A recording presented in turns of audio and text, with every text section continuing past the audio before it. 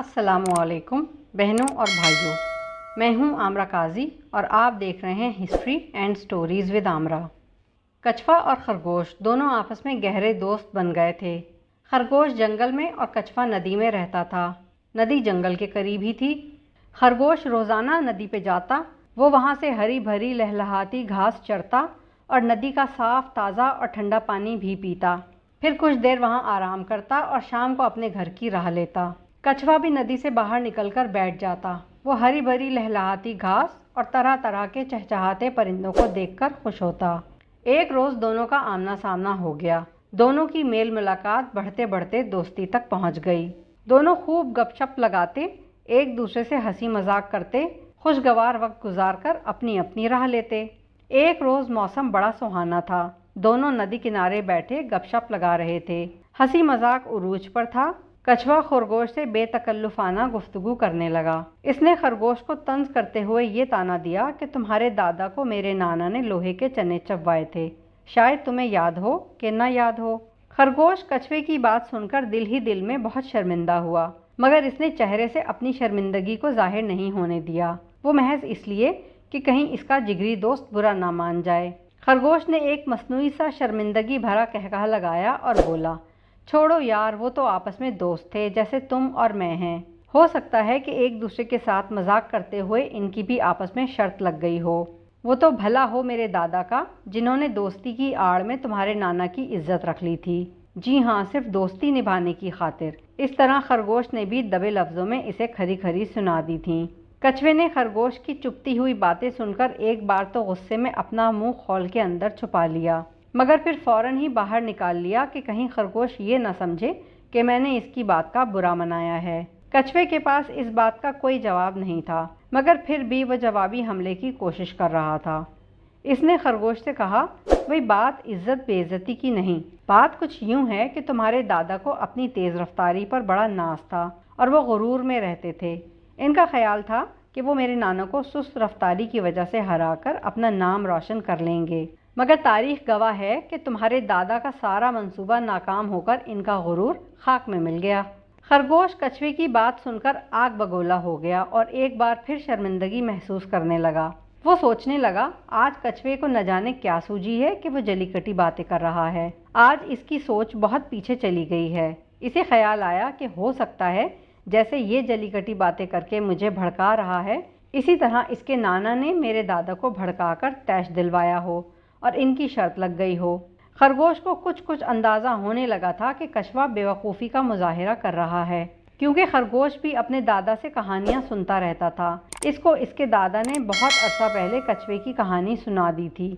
दादा ने इसे बताया था कि वो सिर्फ दोस्ती की लाज रखने के लिए कछवे से हारे थे।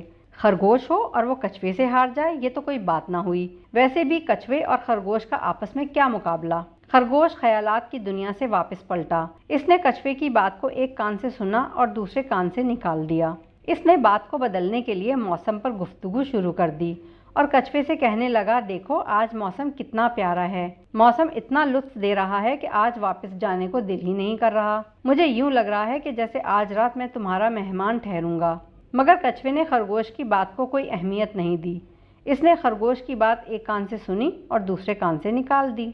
कछवा खरगोश से कहने लगा, लगता है तुम्हें भी अपने दादा की तरह अपनी तेज़ रफ्तारी पर बड़ा घमंड है।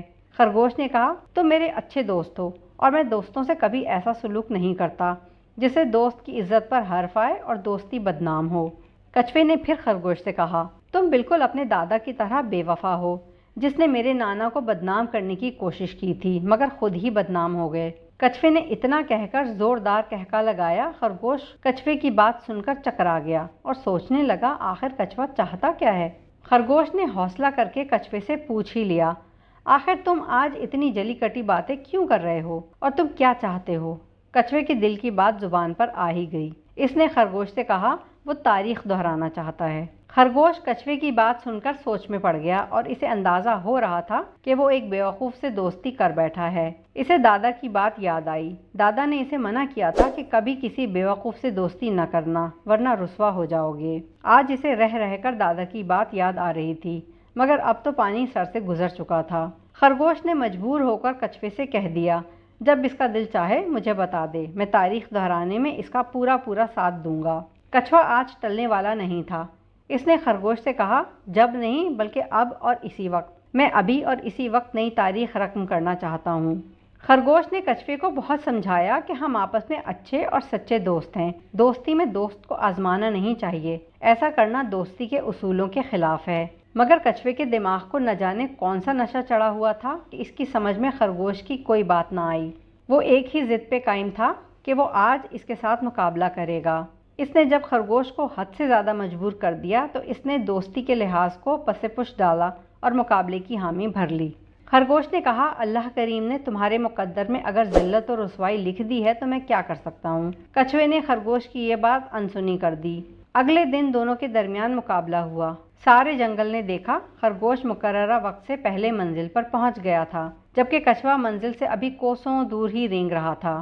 सारे जंगल ने खरगोश की जीत पर खूब तालियां बजाईं और नारे लगाए। कछुए को तारीख दोहराना महंगा पड़ा। कछुए ने शर्मिंदगी के मारे वहीं से नदी में छलांग लगा दी और फिर कभी नजर न आया। और यूं वो खरगोश की दोस्ती से हाथ धो बैठा। तारीख में गुजरे हवाले को लेकर कछुए को खरगोश के साथ इस किस्म की शर्त लगानी चाहिए थी या नहीं, इस बारे में अपनी कीमती राय का इजहार नीचे दिए कमेंट बॉक्स में ज़रूर करें। और अगर वीडियो पसंद आई हो तो लाइक, शेयर और सब्सक्राइब करना ना भूलें। साथ ही बेल बटन को भी दबा दें ताकि हर नई आने वाली वीडियो का नोटिफिकेशन आपको मिलता रहे। अल्लाह हाफिज़।